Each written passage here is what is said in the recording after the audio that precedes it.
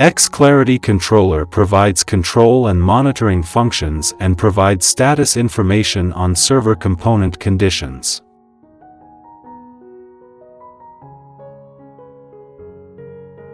If your server came with the standard or advanced level of the XClarity Controller firmware functionality, you might be able to upgrade the XClarity Controller functionality in your server.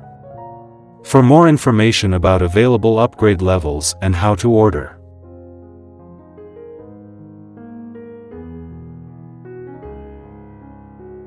to order an activation key, contact your sales representative or business partner. Use the XClarity Controller web interface or the XClarity Controller CLI to manually install an activation key that lets you use an optional feature you have purchased. Before activating a key, the activation key must be on the system that you are using to log into the XClarity Controller. You must have ordered the license key and received its authorization code via mail or email.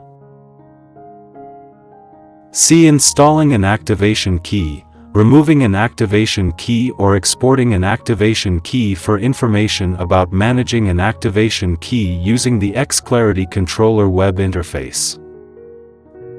To register an ID in administering your XClarity Controller license, click the following link.